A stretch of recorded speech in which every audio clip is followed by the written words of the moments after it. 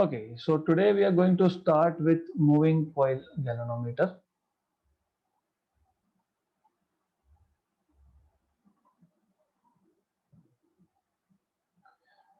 And it's a very interesting and simple topic.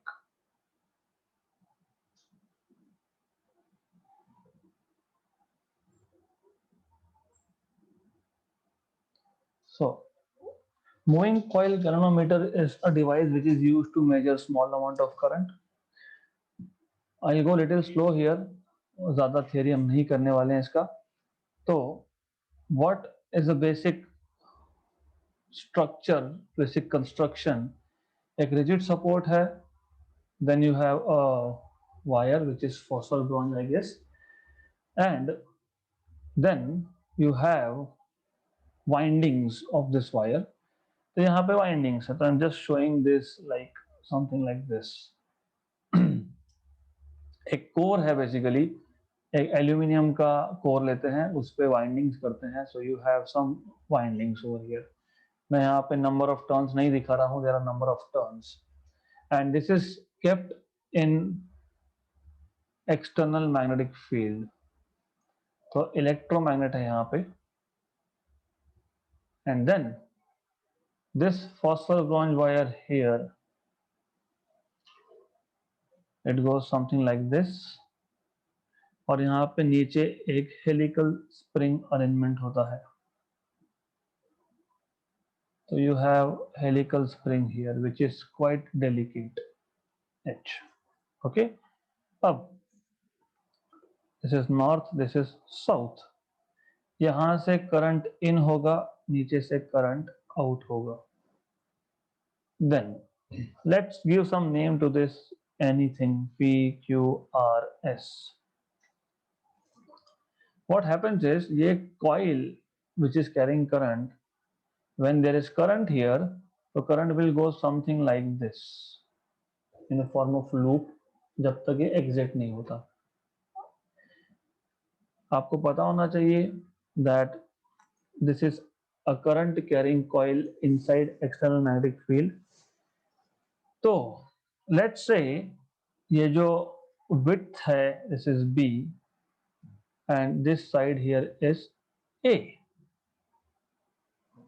Okay, अब क्या होगा, मैग्नेटिक फील्ड आपको पता है, magnetic field always goes from north to south. तो it goes from north to south something like this. Alright, तो ये ऐसा मैग्नेटिक फील्ड है. नाउ क्यू आर साइड में जो करंट है वो मैग्नेटिक फील्ड के डायरेक्शन में है. और आपको याद है force due to magnetic field होता है B I L sine theta. Correct. तो here for side QR sin theta will be 0 because angle is 0, and for SP it is 180, again it is 0. मतलब QR और SP side पे कोई force नहीं लगेगा.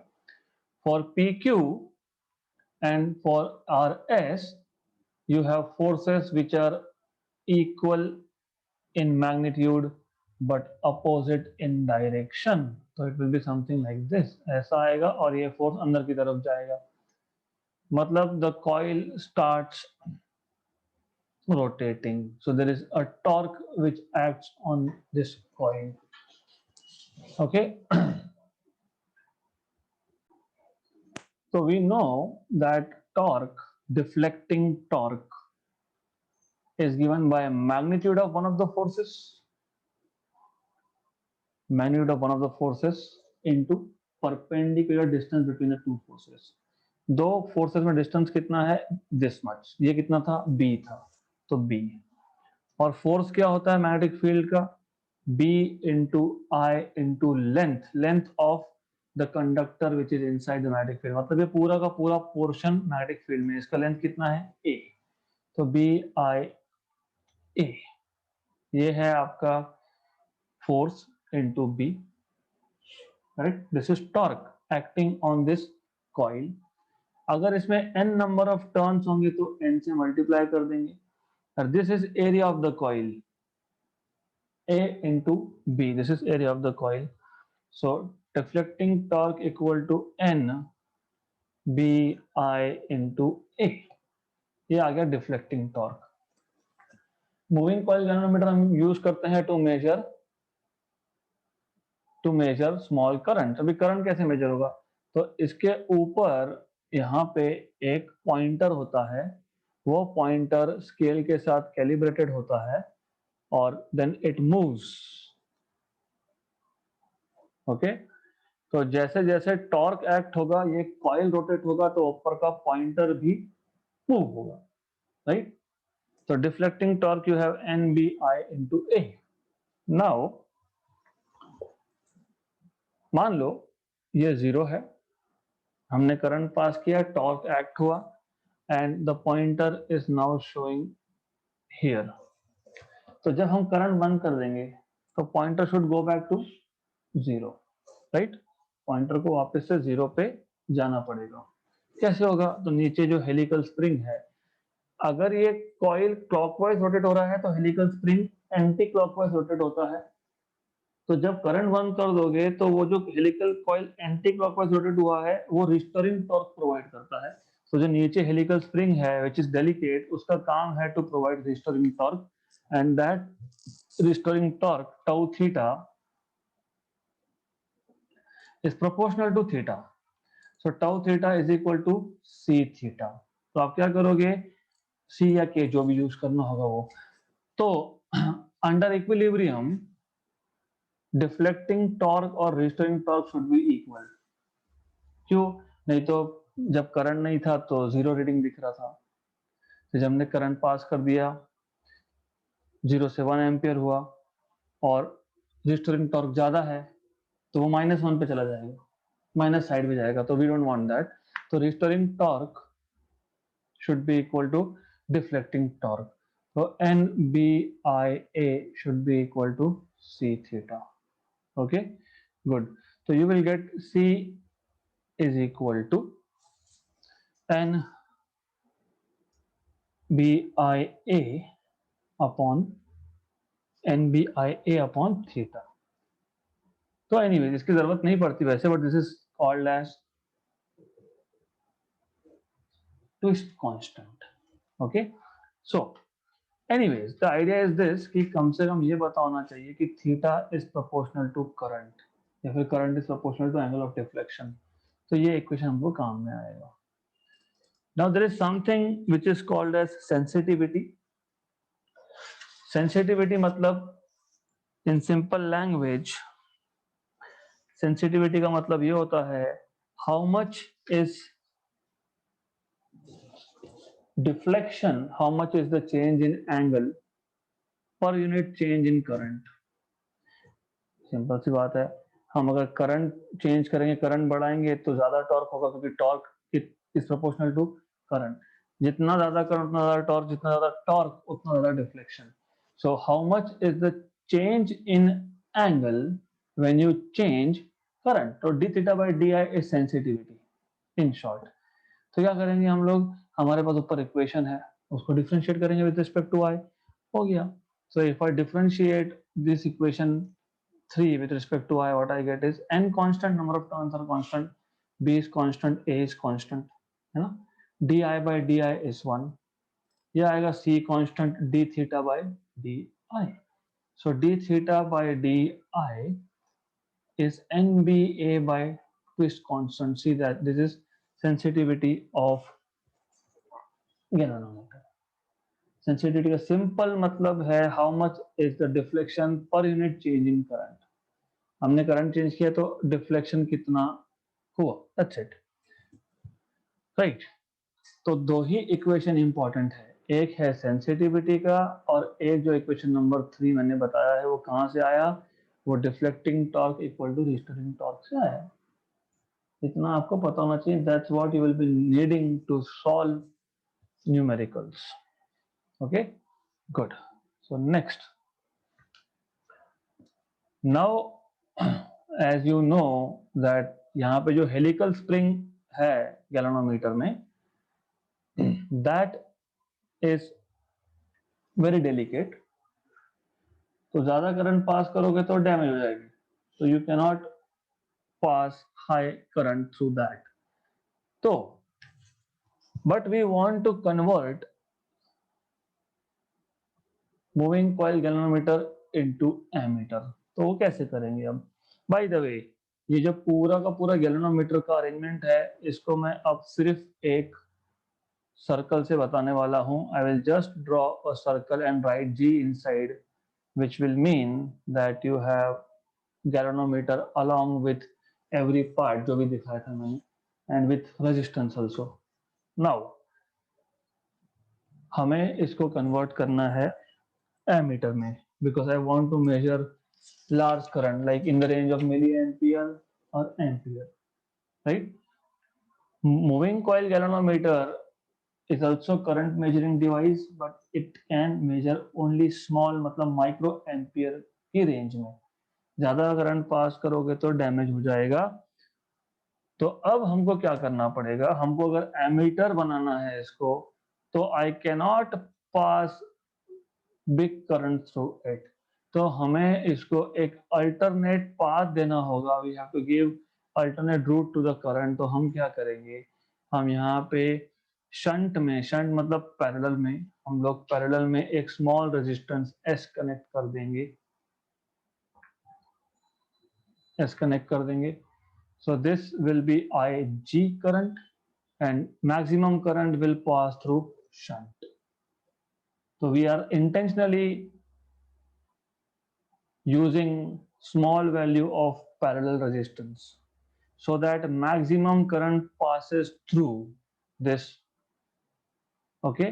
Now what we know is जब दो components parallel में होते हैं, what we know is that potential drop is equal to Vg is equal to Vs, और हमको पता है total current I is equal to Ig plus Is. Okay, good. So potential drops are equal. Okay, so potential drop Vg equal to Vs. By Ohm's law, you have VSIR, so Vg is equal to Ig into resistance of galvanometer, that is G. This is equal to Is into Vs. Okay, yeah, S, sorry, into S. Now हमें करना क्या है? What we want to do here is we want to find out what should be the value of shunt. तो हमको find करना है S. Okay, तो S find करना है, तो हमको S मिल जाएगा यहाँ से, बहुत सिंपल है. Also I can write Is equal to I minus Ig, क्योंकि यहाँ से आप लिख सकते हो Is equal to I minus Ig. So you will get Ig into G equal to Is, which is I minus Ig into S. हमको चाहिए shunt की value to convert moving coil galvanometer into ammeter. तो this is the formula which gives you value of shunt. S equal to Ig upon I minus Ig into G. Dimensionally correct है, everything is good. Okay, तो one more thing that you should know. For example, अगर total current मेरे पास 10 ampere है, मान लो यहाँ से 1 ampere गया, बाकी 9 यहाँ से गया. ऑफ कोर्स गैल्वेनोमीटर से इतना करंट आप पास नहीं कर सकते, मैं जस्ट एग्जांपल दे रहा हूँ. मतलब what I am saying is total current can be written as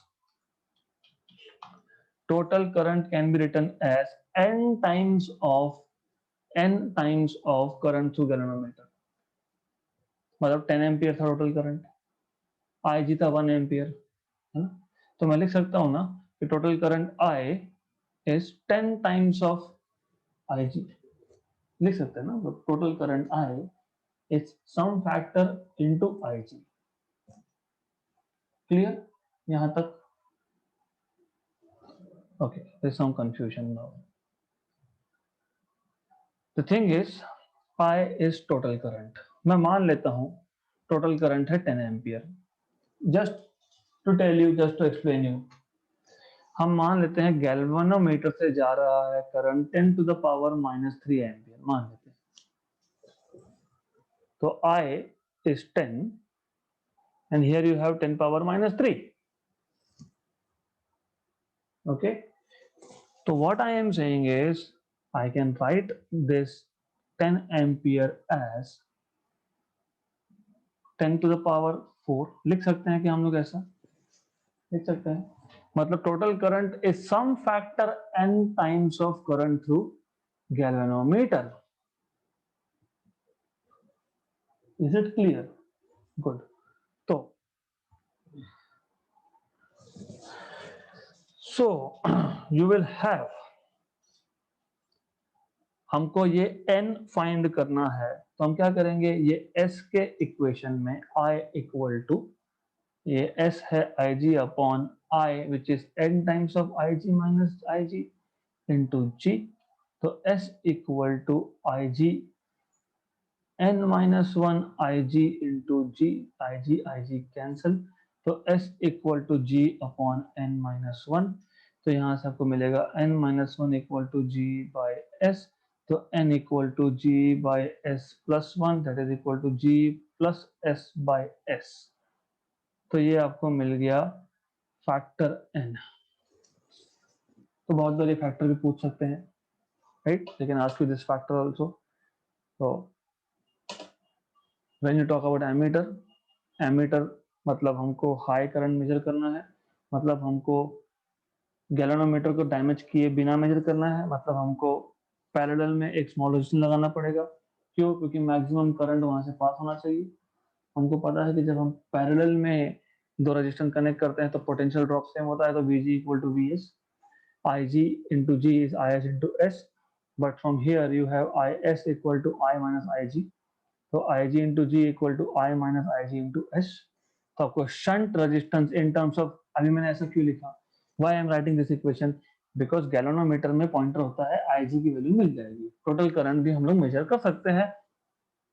और G जब गैल्वेनोमीटर खरीद के लाते हैं उस पर लिखा होता है what is the resistance of galvanometer. तो we are writing down shunt in terms of the parameters which are known और which can be known. Okay, then हमको पता है total current is some n times of Ig. तो you just have to find out what is this n. तो ये दो चीजें हो गई. अब सिमिलरली हमको what we want is, we want Ig current through galvanometer in terms of resistance of shunt and in terms of resistance of galvanometer. मतलब हमको अभी Ig का इक्वेशन चाहिए. We want to have equation of Ig in terms of shunt and in terms of resistance of galvanometer.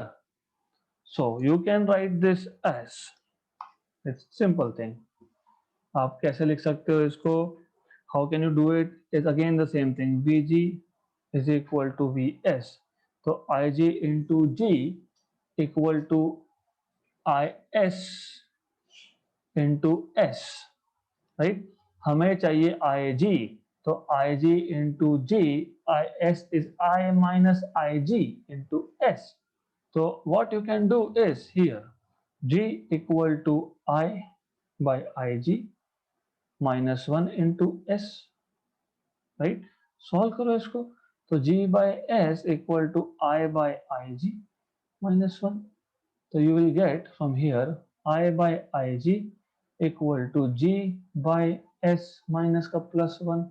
तो Ig will be equal to I by Ig will be equal to G plus S by S, and ultimately you will be able to find Ig in terms of total current, in terms of shunt, and in terms of resistance of galvanometer. Good, you have this equation now. ये equations theoretically पता होना इसलिए जरूरी है. Equation नहीं याद रहा, कम से कम आपको मेथड याद होगा, तो अगर एग्जाम में आया है और टाइम है तो यू कैन डिराइव दिस. तो हमने क्या किया, हमने सिर्फ गैल्वेनोमीटर को एमीटर में कन्वर्ट किया. कैसे किया? Bye connecting shunt. अगर हमने शंट मतलब पैरेलल में कनेक्ट किया है तो पोटेंशियल ड्रॉप सेम होते हैं, बस वही यूज करके we have derived this equations. Okay, next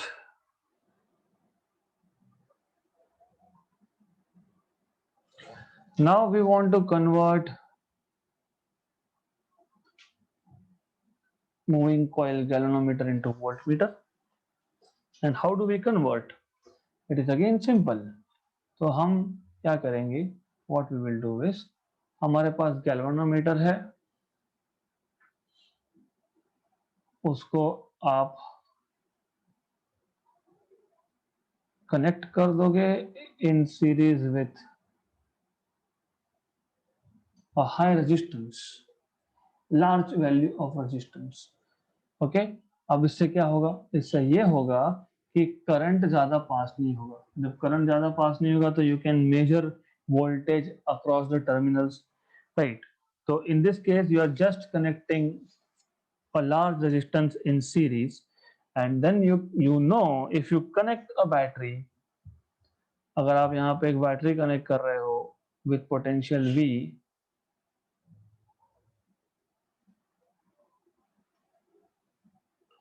so if this is potential V, potential drop is Vg here and V, let us say S here. Why? Because in series potential drops are not same. Potential drops across kilometer will be Vg and across resistance will be Vs, let us say. तो ये तो और भी easy है. फिर आप लिखोगे by ohm, by Kirchhoff's law, Kirchhoff's loop law, V equal to Vg plus Vs. Then current is same, जितना करंट यहाँ से जाएगा उतना ही Rs से जाएगा. तो what you can do is, इसको लिखो V equal to Ig into G plus Is into मतलब Ig इंटू Rs, क्योंकि सीरीज में है तो करंट सेम होता है. तो V is equal to Ig G plus Rs. समझा? लास्ट टॉपिक में हमने शंट रेजिस्टेंस का फॉर्मूला डिराइव किया था. यहाँ पे हमको सीरीज रेजिस्टेंस का, क्योंकि क्वेश्चन क्या आएगा, how much resistance is required to convert a moving coil galvanometer into ammeter और वोल्टमीटर गिवन सम पैरामीटर्स. तो हमको वहां पे एस चाहिए था, यहाँ पे आर एस चाहिए. तो इजी है. तो V by I G is equal to G plus R S, right? Good. तो R S is equal to V by I G minus G. Good, good enough. ये एक इक्वेशन मिल गया हमको. Now वापस से वही लॉजिक, अगर ये 10 वोल्ट है तो मान लो कि Vg इज 2 वोल्ट, है ना? मतलब बाय द सेम लॉजिक जैसे मैंने लिखा था, I total current I is some factor n into Ig, वैसे ही मैं लिख सकता हूं total V is some n into Vg, लिख सकते हैं हम लोग. तो Rs n Vg by Ig minus G. 50 volt अगर सप्लाई है और Vg अगर 5 है तो मैं लिख सकता हूं ना 10 इंटू 5, मतलब V इज 10 इंटू 5, मतलब n इंटू Vg, है ना? तो वही लिखा है हमने और कुछ नहीं किया. समझ में आ रहा है क्या? ओके, ध्यान दो यहाँ पे. सो बिकॉज न्यूमेरिकल्स में क्वेश्चन जब सॉल्व करते तब इक्वेशन याद नहीं आते. Now by Ohm's law, what is V? Ohm's law V क्या होता है? I. तो I know Vg by Ig is resistance. किसका रेजिस्टेंस? गैल्वेनोमीटर का. तो ये आएगा Ng माइनस G, मतलब ये आपको मिलेगा n माइनस 1 इंटू G. तो Rs is n minus 1 into G.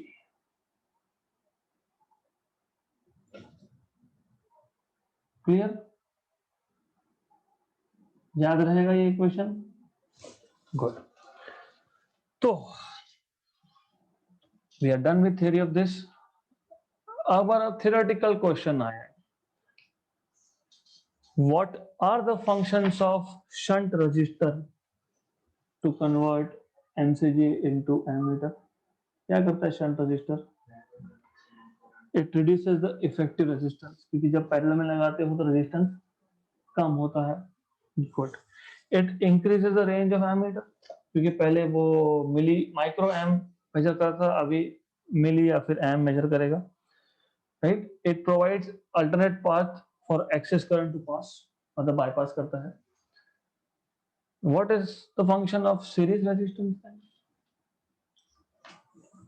तो इंक्रीज इफेक्टिव रेजिस्टेंस, क्योंकि जब आप सीरीज में लगाते हो तो रेजिस्टेंस इंक्रीज होता है ना. 2 और 2 को सीरीज में लगाते तो कितनी? 4. और 2 और 2 को पैरेलल में लगाए तो 1. so it increases effective resistance, then it increases range of voltmeter. Okay, good. So it protects high value of resistance, protects galvanometer from damage, क्योंकि करंट को रोक रहा है. करंट को रोक रहा है मतलब जो हेलिकल स्प्रिंग था वो डैमेज नहीं होगा. Good. All right, then last theoretical topic related to magnetic effect of electric current is cyclotron.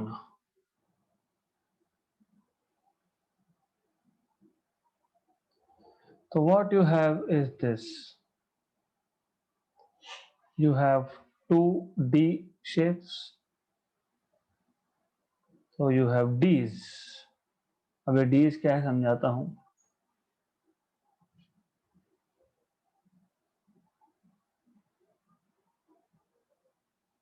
This is one. This is another. So these are like D-shaped boxes, hollow boxes. ये hollow होता है. Hollow क्यों होता है? Because we want charged particles to go inside. यहाँ पे centre में हमने एक रेडियो एक्टिव सब्सटेंस रखा है, because radioactive substance will act as source of alpha particles और beta particles. तो नॉर्मली हम ये यूज करते हैं टू एक्सेलरेट चार्ज पार्टिकल्स. हमको चार्ज पार्टिकल्स को हाई स्पीड पे लेके जाना है.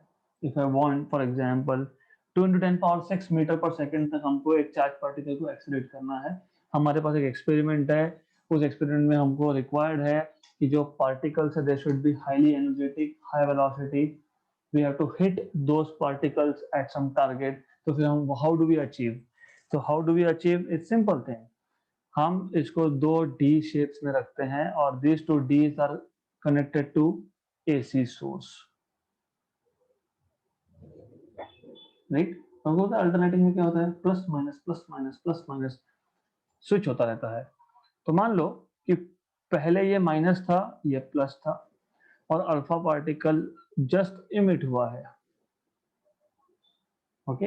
एंड बाय द वे हमने यहाँ पे मैग्नेटिक फील्ड भी लगा के रखा है. मैग्नेटिक फील्ड कैसे बता देता हूँ. So what happens is here you have, let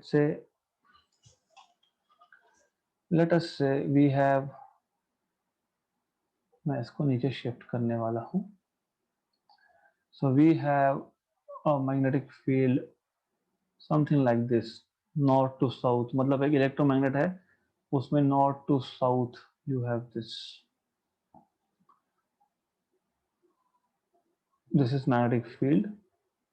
अब इसमें हमने रखा है वो D को. You have this D something like this.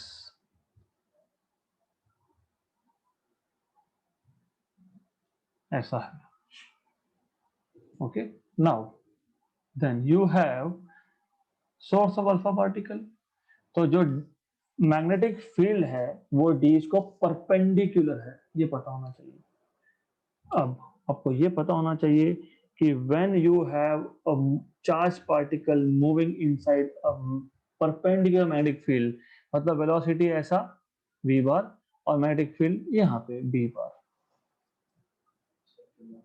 Yes, force is q v bar cross b बार. आपको पता है v बार क्रॉस b बार, v b मतलब v बार क्रॉस b बार यहाँ पे. तो एट एवरी इंस्टेंट क्या होगा कि ये जो फोर्स लगेगा मैग्नेटिक फील्ड की वजह से वो इसको सर्कुलर मोशन देगा.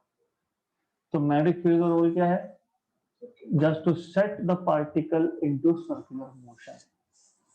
और ये जो d पहले नेगेटिव था या अल्फा पार्टिकल पॉजिटिव था, तो d1 उसको अट्रैक्ट करेगा. किसको? अल्फा पार्टिकल को अट्रैक्ट करेगा. Then as soon as the particle this positively charge particle, ये जैसे ही बाहर आया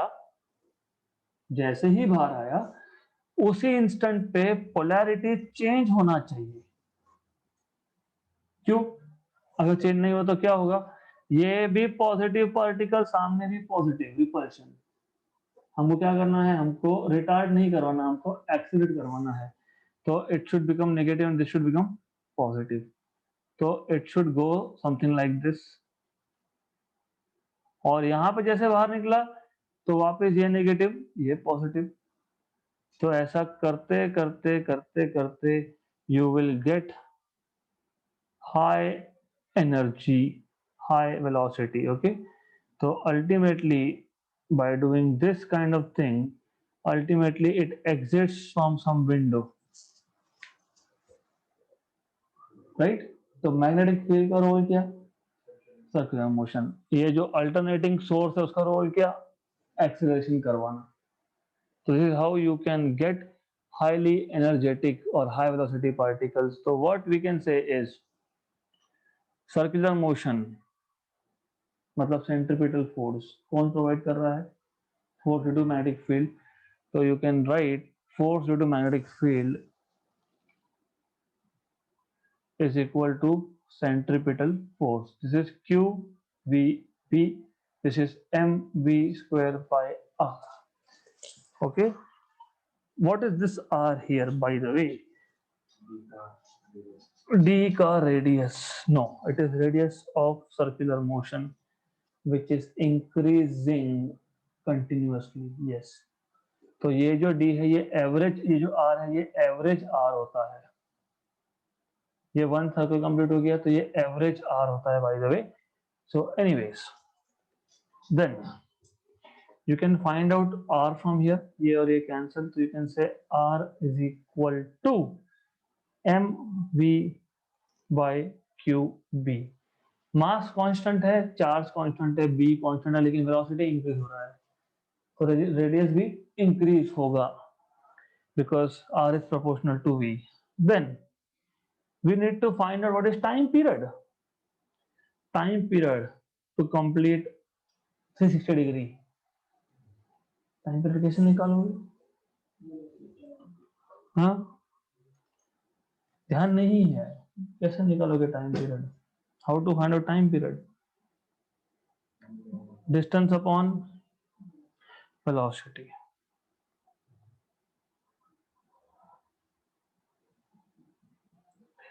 Okay, so how much distance will this cover in one revolution? 2 pi r।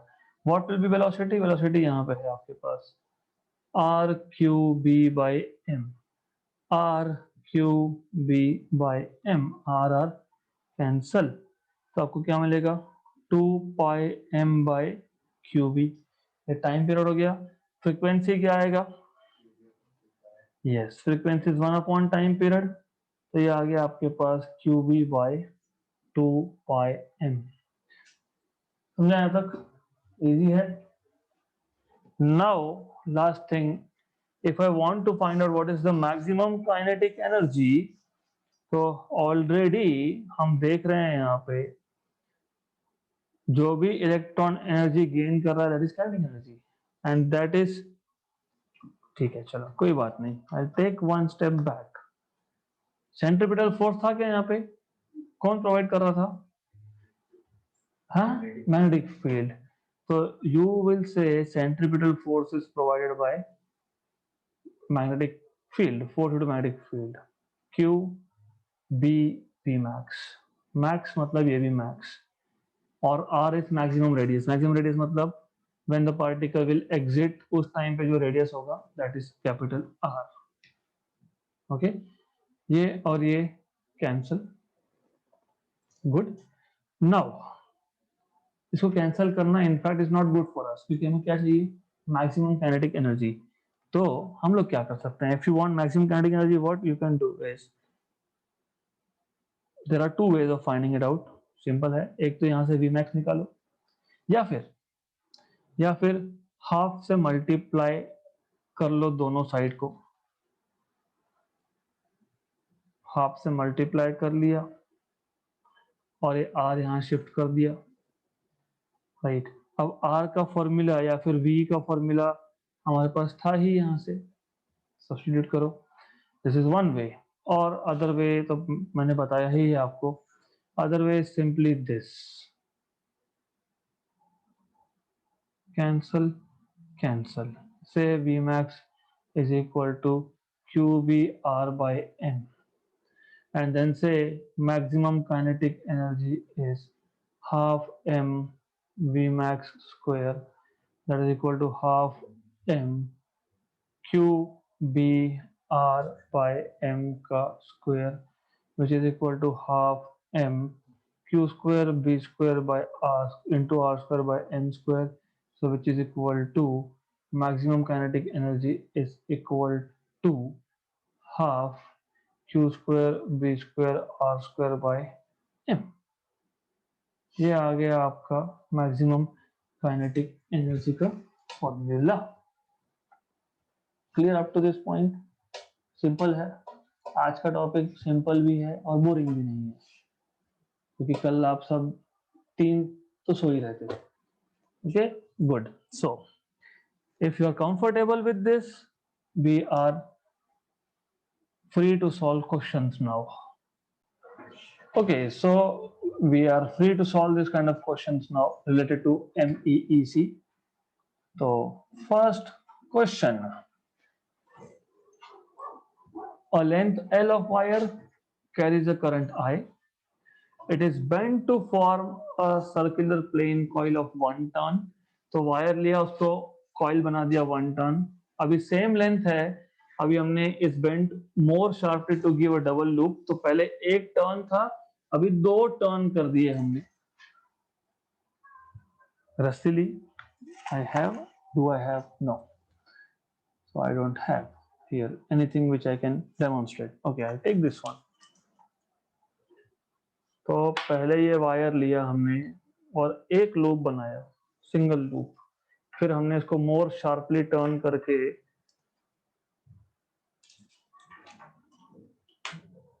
दो लूप बना दिए, समथिंग लाइक दिस।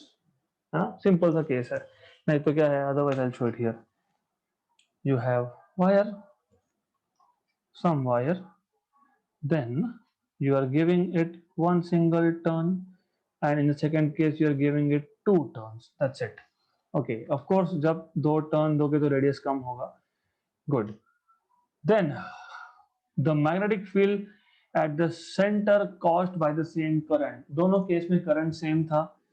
पहले जब आपने सिंगल टर्न दिया तभी भी करंट आया था, जब आपने 2 टर्न्स दिए तभी भी करंट आया था।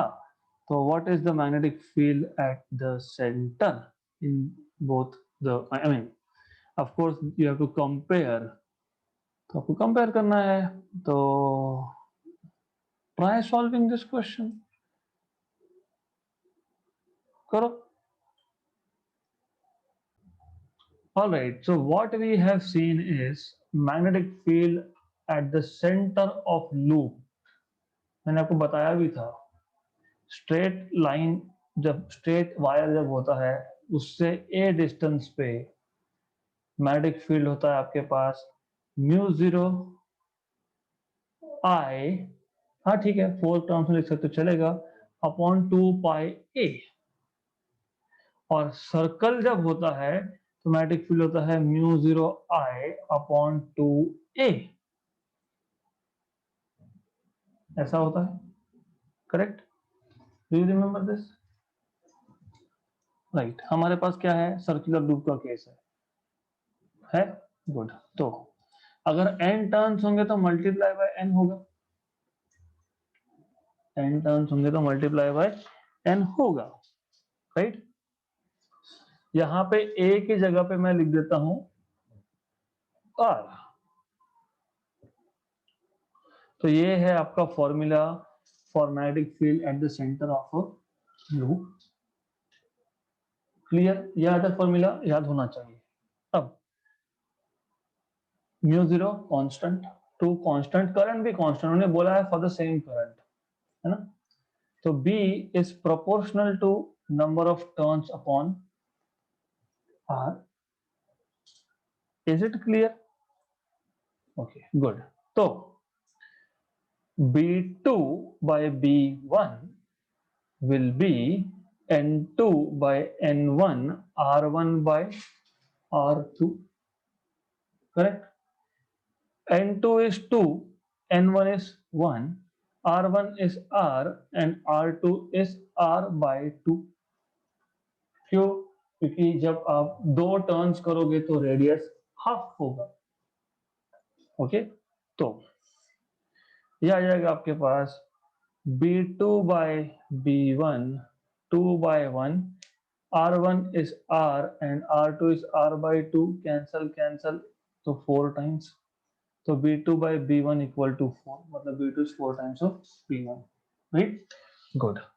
Method 2 या फिर instead I'll call it as a trick. Trick ये है यहाँ पे, if initial number of turns is 1, then b2 is directly equal to n square b1. If initial number of turns is 1, तो बाद में 2 टर्न कर दिए तो 2 स्क्वायर मतलब 4b1, 3 टर्न कर दिए 9b1, 4 टर्न कर दिए 16b1. तो यहाँ पे फाइनल नंबर ऑफ टर्न्स कितने थे? 2. तो डायरेक्टली आ गया 4 times of its first value. Clear trick? Okay, so next question. A current I ampere flows in a circular arc of wire whose radius is r, which subtend an angle of 3 pi by 2 radian at its center. तो ये arc है which is making angle 3 pi by 2 at its center. The magnetic induction at the center is, what we know is magnetic field at the center is mu 0 I by 2 r. अभी हमने देखा, तो multiplied by angle कर देना यहाँ पे, जितना angle वो आर्क सेंटर पे सबटेंड कर रहा होगा, है ना? तो how much angle is subtended at the centre? तो ये आएगा mu 0 I two R, this is 3 pi by 4, right?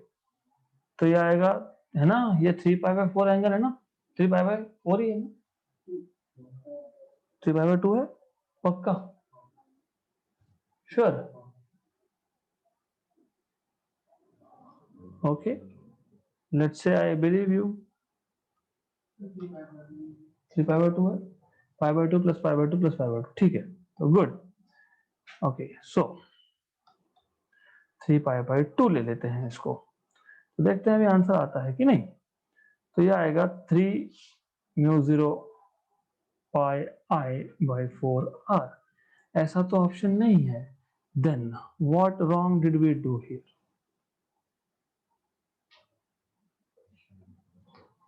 नहीं, what is wrong here? Formula. What was formula for magnetic field at center of a circular loop? हाँ, mu 0 I by 2 R, ए आई जो भी है, ए या are. और इसके लिए क्या था? Very good. विच मीन्स हमने स्ट्रेट लाइन को ही बेंड कर दिया. So we have a straight line, उससे आर डिस्टेंस पे सेंटर है ओ. हमने इसको, ये जो वायर है, हमने इसको बेंड कर दिया in this way, like this, ऐसा हमने बेंड कर दिया है, राइट? मतलब हम लोग फॉर्मूला यूज करने वाले हैं किसका? यस. तो ये डिस्टेंस आर है, just showing radius, I can move it here also, so I am just showing radius here. तो ये आ गया radius R, radius R. This angle is 3 pi by 2 and this angle is pi by 2. In this case, the formula that you should be using is mu 0 by 4 pi. अब दो तरीके से formula मैं बता सकता हूं. पहला, mu 0 by 4 pi I by r into this angle which it subtends theta 1. या तो फिर अगर ये एंगल लिखना चाहते हो तो फिर 2 पाई माइनस थीटा 1, आपके ऊपर है. आप डायरेक्टली यहाँ पे थीटा 1 लिखो. Theta 1 is the angle which this arc is subtending eight the centre. तो डायरेक्ट थीटा 1 लिखो, या फिर ऐसा लिखो 2 pi minus theta 1 is the same thing. Sorry, 2 pi minus theta 2. इसको थीटा 2 बोलते हैं, इसको थीटा 1 बोलते हैं. या तो आप लिखो mu 0 I upon 4 pi R into theta 1, या तो 2 पाई माइनस थीटा 2, जैसे आपको ठीक लगे वैसा. I normally want this way. Wire ने जो सबटेंड किया है वो एंगल, जो नहीं किया मैं उसकी बात क्यों करूं. ओके, क्योंकि वहां से करंट पास नहीं होने वाला. तो this will be mu 0 upon 4 pi I by r. How much is this? 3 pi by 2. Pi pi cancel, तो 3 म्यू 0 I अपॉन 8 r है क्या ऑप्शन में? Option number D. तो ये फॉर्मूला आपको पता होना चाहिए. जैसे वहां पे resistance was proportional to the angle of that portion which is, याद है ना, ये हमने ऐसा लिया था. हमने बोला था कि ये 45 है, तो resistance of this is proportional to angle it subtends. वैसे ही यहाँ पे भी है. Magnetic field is proportional to the angle that wire subtends at the centre. सिर्फ यहाँ पे 4 पाई क्यों आया? क्योंकि ये सर्कल कंप्लीट नहीं हुआ. जब सर्कल कंप्लीट हो जाता तो ऊपर हम वहां पे 2 पाई लिखते, तो पाई पाई कैंसिल होने ही वाला था. I am telling you again, नहीं तो कंफ्यूजन क्या होगा. सर्कल के केस में तो फॉर्मूला में पाई नहीं आता. हाँ नहीं आता. क्यों नहीं आता? क्योंकि यहाँ पे ऑलरेडी 2 पाई लिखा था, यहाँ पे 4 पाई था. वो कैंसिल करने के बाद नहीं आता. Okay, good. So this is how you can solve this question. Okay, next question. So I am going to straight away solve this for you. The magnetic induction at the center O shown in figure is, O है, मैं बोलता हूँ this is 1, this is 1, here it's not writing. Okay, good. So we have something like this, ऐसा है. So we have, let me use some colored sections. So this is something like this and like this, ऐसा. अब current कैसे जाएगा? Current will go here, then here, then here, और फिर हमको यहाँ O पॉइंट पे फाइंड करना है मैग्नेटिक इंडक्शन. और जो इनर सेमी सर्कल है उसका रेडियस R1 है, और जो आउटर है उसका रेडियस R2 है. तो ये है R1, ये है R2. I will call this as section 1, section 2, 3 and 4. So total magnetic induction will be due to 1, due to 2, due to 3 and due to 4. Clear? Then आपको याद होगा straight wire current I, point P, distance A, magnetic field mu 0 I upon 2 pi A, 2 pi A, फिर ऊपर 2 लिखना पड़ेगा. mu 0 2i upon 4 pi A, या तो mu 0 I upon 2 pi A. Good. Then what if I take this here 0? Good. What if I take it here? Again 0, क्योंकि वो उसी line के डायरेक्शन में है ना। तो क्योंकि if you remember Biot-Savart law में हम लोग क्या करते थे, बायोट-सावर्ट लॉ अप्लाई करके ही किया था ये, एंगल देखते थे। तो anyways what I want to say is 1 और 3 के लिए point O is along the line, तो 1 और 3 का कंट्रीब्यूशन 0 आएगा। B2 will be equal to, for a complete circle, mu 0 I upon 2 R, लेकिन R1 ये किसके लिए था, ये था फॉर अ कंप्लीट सर्कल। यहाँ पे सेमी सर्कल है तो इसका हाफ, करेक्ट। मतलब ये आपके पास आया mu 0 I upon 4 R1, clear. Similarly B4, for a complete circle mu 0 by 2 I by R2, for semicircle half, तो ये mu 0 I अपॉन 4 R2 आएगा। Very good. अब as you can see B is inversely proportional to R, तो अगर R कम तो B ज्यादा, तो इसका मतलब B2 is greater than B4। क्यों? क्योंकि B2 मतलब रेडियस R1 कम है और R2 ज्यादा है, तो magnetic field of second portion will be greater than fourth portion. यहां तक क्लियर। अब पक्का ना, 1 और 3 सेक्शन से कोई मैग्नेटिक फील्ड नहीं मिलने वाला। 2 और 4 हमने निकाल लिया, B2 ग्रेटर देन B4 है। अब डायरेक्शंस मैंने आपको बताया था, डायरेक्शंस डायरेक्शंस कैसे निकालोगे, right hand thumb rule, think of it if you can. ये ऐसा करंट है, ये ऐसा करंट है किसके लिए, सेकंड रीजन के लिए, अलोंग द फिंगर्स, है ना। मैग्नेटिक फील्ड कहां गया, inside,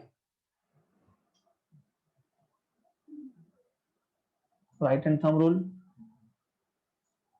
thumb gives you direction of magnetic field if curled fingers give direction of current। ऐसा कर दिया, ये है करंट सेकंड के लिए, तो मैग्नेटिक फील्ड अंदर, इनसाइड, तो magnetic field is inside due to second portion, बराबर है। हाँ तो सेकंड पोर्शन ही बोल रहा हूं ना, सेकंड पोर्शन का रेडियस R1 है ना, करेक्ट। और फोर्थ के लिए करंट ऐसा आ रहा है, आउटसाइड, आउटसाइड मतलब magnetic field due to fourth portion is outside, ये फोर्थ की वजह से, और जो ग्रीन में मैंने बताया है ये सेकेंड पोर्शन की वजह से, एट पॉइंट O इटसेल्फ, क्योंकि इंडक्शन कहां निकालना है, एट पॉइंट O, राइट। तो मैं लिख देता हूं यहां पे, at point O B2 is inside the plane and B4 is outside the plane of course, right। तो मैं पूरा नहीं लिखने वाला हूं। I hope this is clear. ये क्लियर है यहां तक डायरेक्शंस। तो we will be finding out net magnetic field, तो बी नेट कौन सा बड़ा है, B2, तो B2 माइनस B4, B2 कितना, mu 0 I upon 4 R1, 1 by R1, और B4 कितना, mu 0 I upon 4 R2, 1 by R2, mu 0 I by 4, 1 by R1 minus 1 by R2, option number A, correct. मैं वापस समझा देता हूं, ओ पॉइंट पे हमको ये जो करंट दिखाया है इसके से मैग्नेटिक इंडक्शन निकालना है। ओ पॉइंट पे पहले और थर्ड सेक्शन की वजह से इंडक्शन नहीं आएगा, क्योंकि वो along the direction of current है, उसी लाइन पे है। तो 2 और 4 कंट्रीब्यूट करेंगे। तो magnetic induction due to full circle at the center of circle was mu 0 I upon 2 R1। यहाँ पे सेमी सर्कल है तो उसका हाफ। सिमिलरली B4 मतलब फोर्थ सेक्शन का, लेकिन R1 is less than R2 और magnetic induction is inversely proportional to R। तो सेकंड सेक्शन का मैग्नेटिक इंडक्शन ज्यादा होगा compare to fourth section, right. तो क्यों किया ऐसा? क्योंकि अब डायरेक्शन देखेंगे, B2 अंदर जा रहा है, B4 बाहर आ रहा है, तो कौन सा वेक्टर बड़ा है उसमें से स्मॉल वेक्टर माइनस करेंगे, तो B2 माइनस B4 आ गया, खत्म। Next question, there are 50 turns of wire in every centimeter length। मतलब स्मॉल n दिया है 50 पर सेंटीमीटर, 50 पर सेंटीमीटर, तो 50 अपॉन 10 पर -2 पर मीटर, मतलब 5000 टर्न्स पर metre of wire, okay, of a long solenoid। If 4 ampere current I is flowing in the solenoid, the approximate value of magnetic field along its axis at an internal point, internal point मतलब along its axis बोला, ये मतलब अंदर, है ना, and at one end will be, do you remember B equal to mu 0 Ni, हमने कल ही देखा था, कहाँ पे, एक्सिस पे, ओके।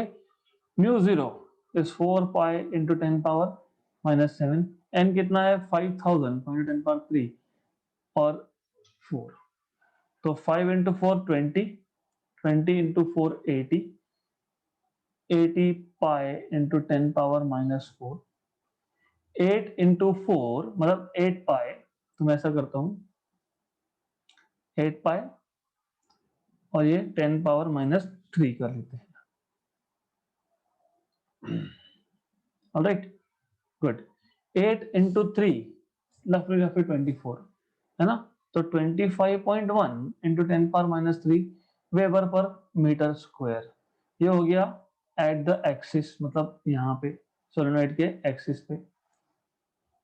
और आपको पता है एट वन एंड ये एक्सिस पे है, and at one end it is half of axis, half, तो ये आ गया 25.1/2 इंटू 10 पावर -3, 12.5 समथिंग, 12.6, तो ऑप्शन नंबर सी, इजी था।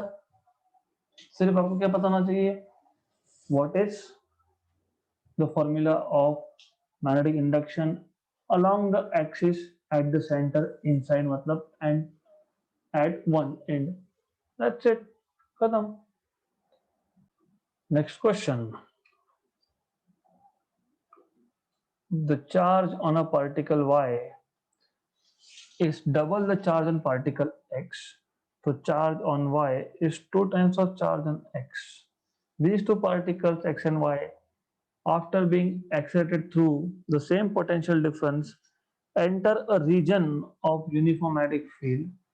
मतलब दोनों को एक्सीलरेट कर दिया सेम पोटेंशियल डिफरेंस से, फिर वो एक यूनिफॉर्म मैग्नेटिक फील्ड के रीजन में एंटर कर रहे हैं, and then they describe circular paths of radii R1 and R2, right?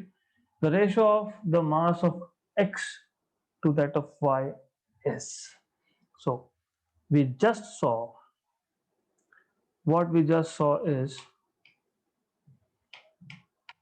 यहाँ पे you can actually find out what is r from this particular equation, ये या फिर यहाँ पे कोई फॉर्मूला यूज करके आप कर सकते हो। तो you are suppose to write r in terms of charge, in terms of radii of circular motion, and then find out sorry, you are supposed to write mass in terms of charge and mass in terms of radii x y. मैं क्यों x y बोल रहा हूँ या a b क्यों बोल रहा हूँ, मुझे प्रोपोर्शनलिटी नहीं पता. You have to work out proportionality for yourself.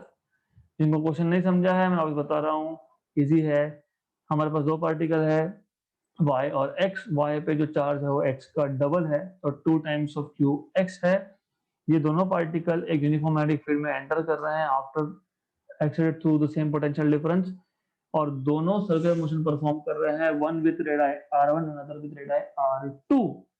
हमें मास का रेशो पूछा है. The thing is, you should get r equal to 1 by b under root of 2qv by m, something like this. 2mv by q, where v is potential difference through which they are accelerated, m is mass, q is charge, b is magnetic field. ये कैसे आया? You should work it out. बहुत simple है ये. Hint देता हूं, अगर नहीं समझ में आ रहा होगा तो स्क्वायर कर लो दोनों साइड पे, फिर आपको समझेगा कि ये कहां से आया. ओके, फिर भी नहीं समझा तो मैं बता देता हूँ. आर स्क्वायर बी स्क्वायर, क्योंकि मैंने ये स्क्वायर कर लिया है, क्यू 2mv. ये हिंट है. अब अभी अभी मैंने इसलिए बोला था, अभी अभी few minutes back, kinetic energy है ना. Do you remember how do you define electron volt? E into V. कैसे डिफाइन करते हैं हम लोग? You accelerate an electron through potential difference of 1 volt. मतलब kinetic energy after a particle is accelerated through a potential difference v is q into v. Kinetic energy is q into v of a charged particle. आपने एक charged particle लिया q, इसको v potential difference में रख दिया, तो whatever kinetic energy it will gain is q into v, half q square v square r square by m. ये और ये कैंसल हो गया, तो 2mv is equal to Q B square R square. तो r is equal to square root लोगे जब 1 by B under root of 2mv by Q. यही फॉर्मूला मैं यूज कर रहा हूं यहाँ पे. तो आपको ये पता होना चाहिए सिर्फ यहाँ पे kinetic energy, because you are accelerating it through potential difference. We clear cut बोला है यहाँ पे, है ना, थ्रू सेम पोटेंशियल डिफरेंस. तो पहले आपने एक्सिलरेट किया, मतलब काइनेटिक एनर्जी दिया पार्टिकल को, फिर वो मैग्नेटिक फील्ड के अंदर एंटर किया है. मतलब you can say that kinetic energy was just equal to, so we know, मैं लिख के ही देता हूं ये आपको so that you can revise at home. आप बोल सकते हो मैक्सिमम काइनेटिक एनर्जी हमको पता है q square b square r square by twice m, but we know kinetic energy max is equal to q into v. Therefore, from equation number 1 and 2, so from 1 and 2, you have qv equal to q square b square r square by 2m. q cancel, तो यहाँ से आपको r मिल जाएगा 1 by b under root of, अभी लिखा था 2mp by q. b constant है, v constant है. Okay good. हमको वैसे भी मास चाहिए, तो मैं स्क्वायर रूट भी नहीं लूंगा. I will say v constant, b constant. तो I will say from here that mass is directly proportional to q r square. हमको मास का रेशो चाहिए, तो mx upon my equal to qx upon qy, rx upon ry, right, squared. okay, qx by qy कितना है 1 by 2, तो qx by qy is 1 by 2.